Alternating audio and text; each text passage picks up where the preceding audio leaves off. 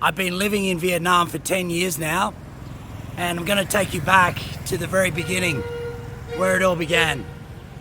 To do that, we need to go back to January of 2014.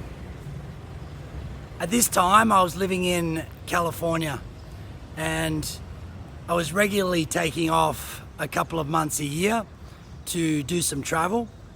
Usually I was traveling back to Australia to see family, and also usually incorporating a trip to Southeast Asia, mostly Thailand. Upon coming up with the advice from a work colleague, I had an invitation to go to Mui Ne and explore kitesurfing, get some kitesurfing lessons. So the information was, instead of going to Thailand, check out Mui Ne, you'll love it. So I did. I went to a recommended kite school in Mui Ne. It was a 2-week travel trip and totally got hooked. I loved it. So it gave me a different perspective. It gave me an opportunity to see a new culture, and also it was the beginning of being hooked on kite surfing. I loved it. I loved everything about it. I loved the feeling. I loved the connection with nature. I loved the community and people around it. So that was my introduction back in January of 2014. Fast forward one more year, in January of 2015, I came back having explored Mui Ne already, and this time with the intention of staying for the whole winter.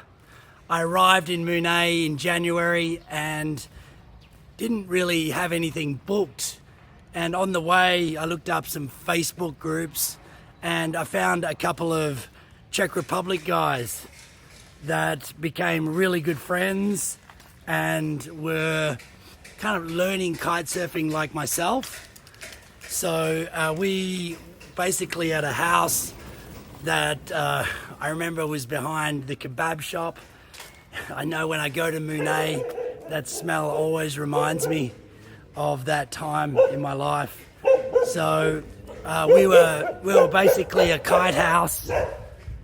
We were all learning kite surfing. So our days looked like going to Surf Point in Mui Ne and kiting, learning something new every day, really enjoying the experience.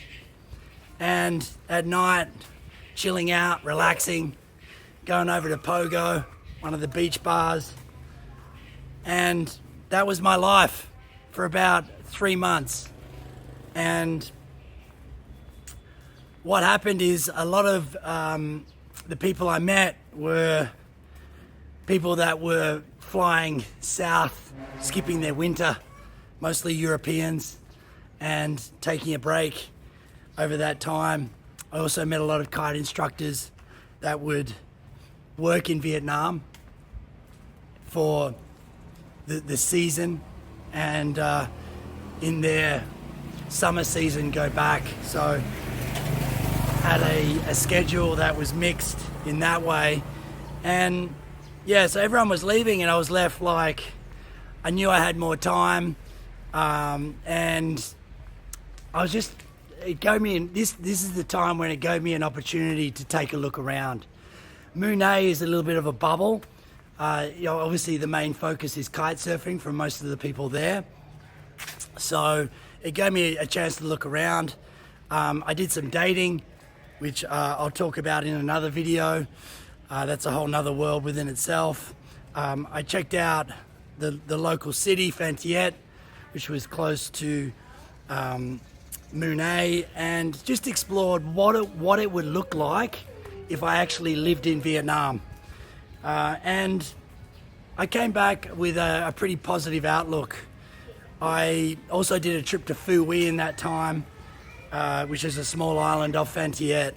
I explored work options and realized that the best option for me would be to teach English it was a bit of a fork in the road. I was so into kite surfing, and becoming a kite surfing instructor was a realistic option.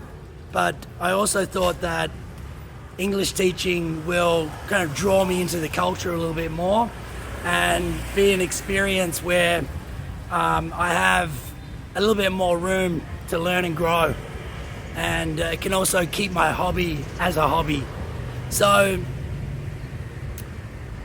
6 months passed, and I decided that I'm going to move to Vietnam, and I went back to California.